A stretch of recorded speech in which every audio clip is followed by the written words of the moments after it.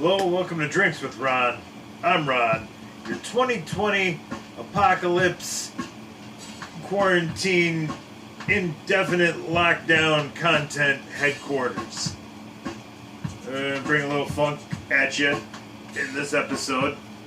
Turn it down so that I don't get flagged by YouTube copyright. Fuck's sake, I'm making a lot of money doing this. So I'd hate for somebody not to get their cut while I play their vinyl and drink beer. Anyway, get a lot of work, touch-up work done at my office. And I started telling one of the guys a couple of stories, and I started thinking, man, that's messed up. But one thing I've always wanted to do, because I've got so many stories where I say, man, that's messed up. I always wanted to do a series. Shoot a TV series based loosely on my life, basically showing the job to job that I'm bouncing through, so your characters are going to change as the seasons go and whatnot.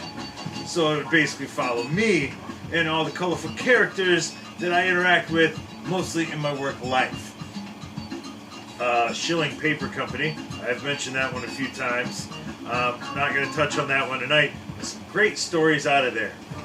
But an equally fantastic setup was a place I worked in La Crosse.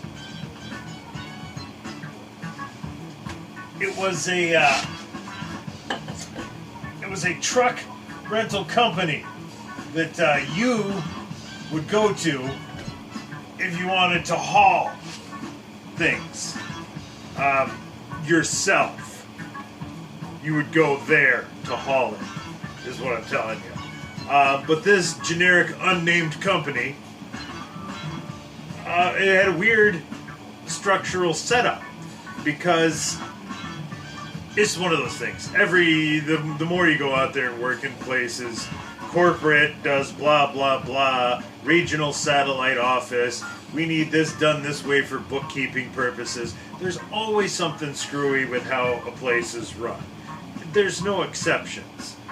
But the thing here was, there's two separate ends. The front end, so the boss who runs the place, does the schedule, unlocks the door, does all the bookwork, maintains the cameras, makes sure everything's up to company standards. She's running all of that. The rental, the lockers out back, the money, the transactions for it, who's working there, she's running all that.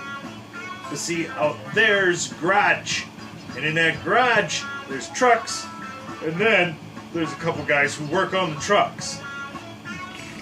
The thing is, they don't work for her. They work for Milwaukee, because they're like, I don't know if it's a union gig or there's something coming out of corporate, but essentially they're housed out of Milwaukee. That's their office. Essentially, they live in the town they work.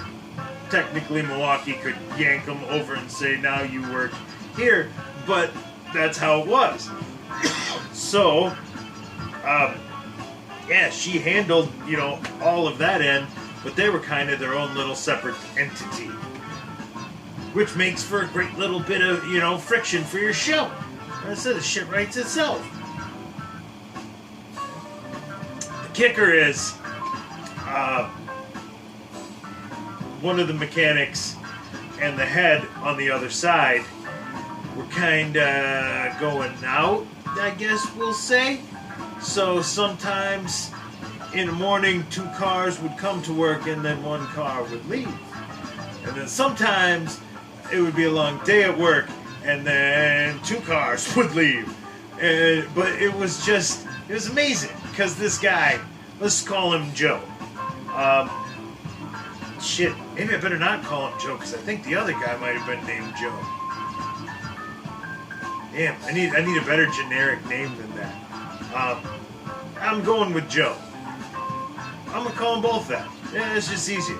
So Joe, number one, I wasn't very observant. I was there, you know, to do my job, and I was kind of learning it, so I wasn't very good. So I was kind of focused on that.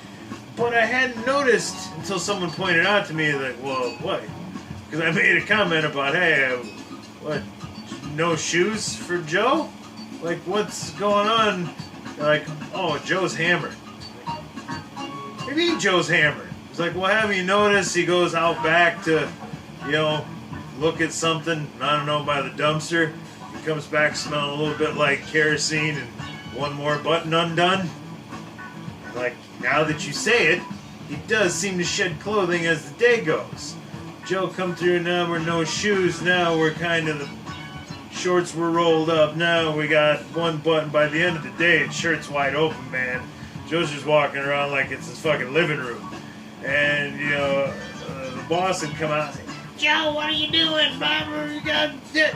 Well, you're not my boss, I don't work for you, I work for Milwaukee. It's great, Joe, you didn't put your shirt on, you got customers. It was great. I enjoyed the back and forth of it. It was a good, for me, it was a good work environment. Some people might not agree, but I enjoyed it. And then the other mechanic, we're going to call him Joe, too. Joe as well, and 2. So 2 and 2. Joe 22, 2 squared. Joe squared. Anyway, yeah, he was cool as hell. I got to gabbing with him and my old bar, Chubb's Pub, where I hung out. Chubb was this guy's uncle, and he used to work at the bar. So it's like, oh, I love this guy. I like Joe too. I liked them both. They were cool as hell. But now you're seeing the whole dynamic here, right? I mean, you get a season out of this. And the old guy, Dick. The greatest porn named Dick Steele. Like, yeah, and he would just like fart around the building and literally like make fart sounds the whole time. He'd walk around going, follow you around. That's how you knew. You'd be cleaning the back of the truck, like brooming it out, and you'd hear. He'd stand there watching you and tell you how you weren't doing it right. I'm like, Dick, it's a broom, that's the floor, that's the dirt, and that's the back of the truck. There ain't no more to it, my dude. There just ain't no more to it. But he was the old guy, and he apparently never want to go home. Because he'd be off the clock, and he'd be following you around. Telling you what you're not doing. Like, dude, if you were doing any of this during the fucking day when you're here, man, I mean, if you saw all this, let's go. But I did make his day one time. As I came in after what had been a very long night. And apparently, oh man, I was covered. There was, at one point, I believe 3 chicks mobbed me in a back room, and there were Sharpies. And let me just tell you, blue Sharpie was everywhere. And it's like a little Smurf. It's about 3 apples high when they were all said and done.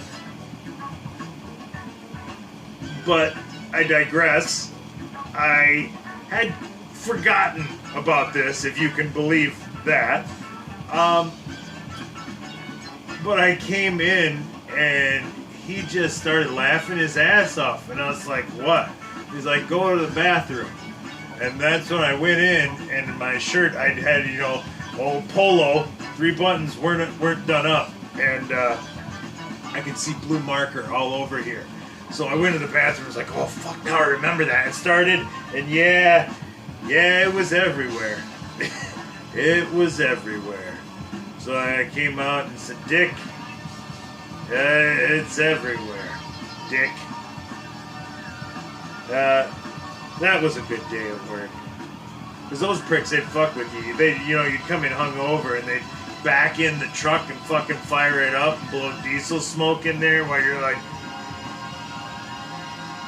yeah. Yeah, I mean, I could go on. I could get you a whole season out of that one. I only worked there for like 3 months, man. So that's pitch number 1 for my sitcom. So for Drinks with Ron, your 2020 quarantine indefinite lockdown content warehouse headquarters, I'm Ron, signing off.